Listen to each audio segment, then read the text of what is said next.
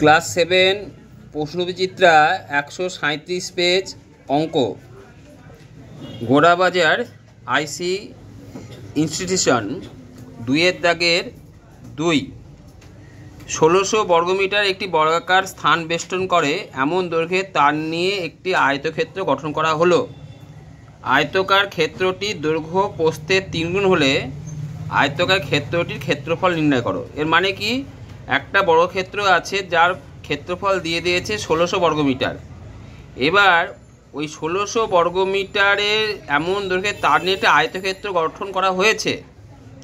গঠন করে বলছে যে আয়তক্ষেত্রটির দৈর্ঘ্য প্রস্থের 3 গুণ হলে আয়তক্ষেত্রটির ক্ষেত্রফল নির্ণয় করি।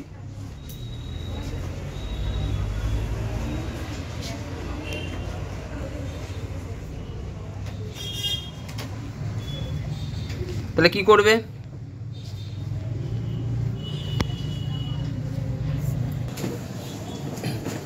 তাহলে ব্যাপারটা কি অঙ্কের, যে একটা বর্গাকার জমি আছে, তার ক্ষেত্রফল বলেছে 1600 বর্গমিটার।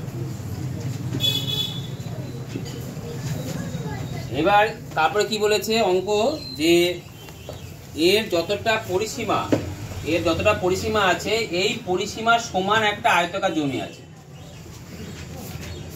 তার মানে এই বর্গক্ষেত্রের পরিসীমা যা আর আয়তক্ষেত্রের পরিসীমাও তাই। বুঝতে পারলাম? তাহলে বর্গক্ষেত্রে আমি কি জানি? ক্ষেত্রফল। বর্গক্ষেত্রের ক্ষেত্রফল জানি। কত জানি? 1600 বর্গমিটার। 1600 বর্গমিটার। বর্গক্ষেত্রে বাহু দৈর্ঘ্য কত হবে?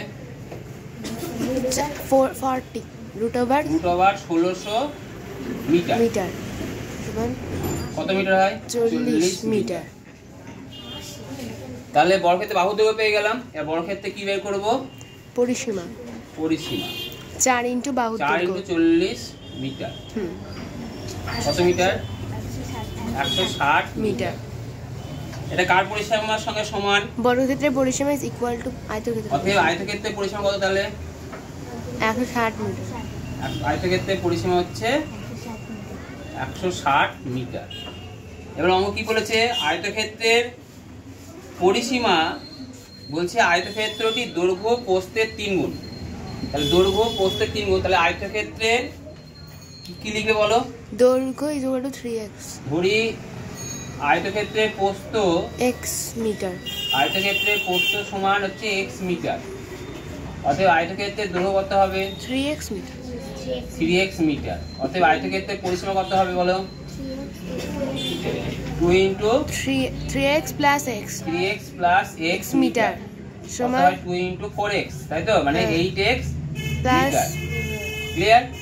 অতএব এই পরিসীমাটা কার সঙ্গে সমান? এইটা 160 মিটার। অতএব প্রশ্ন অনুযায়ী 160 মিটার। প্রশ্ন অনুযায়ী 8x সমান কত? 160। এটা গুণ আকারে আছে, ওদিকে নিয়ে গেলে কি হবে সেটা? ভাগ। লাট দোকানে কত হয়? 20। তাহলে x সমান কত? 20। তাহলে x সমান যদি 20 হয় তাহলে আয়তক্ষেত্রে কি পেয়ে গেলাম? আয়তক্ষেত্রে বলো দৈর্ঘ্য প্রস্থ। আয়তক্ষেত্রে প্রস্থ কত? 20 মিটার। প্রস্থ হচ্ছে 20 মিটার। আয়তক্ষেত্রের দৈর্ঘ্য কত? 3 ইনটু 20 ইনটু 3 মিটার সমান 60 মিটার। 60 মিটার। অতএব আয়তক্ষেত্রের ক্ষেত্রফল কত হবে? দৈর্ঘ্য ইনটু প্রস্থ। দৈর্ঘ্য ইনটু প্রস্থ মানে কত হয়? 20 ইনটু 60 মিটার স্কয়ার, মানে কত হয়? 1200 মিটার স্কয়ার। এর উত্তর লিখে দেবে, অঙ্ক হয়ে যাবে। বুঝতে পারলে? এইভাবে অঙ্ক করতে হবে।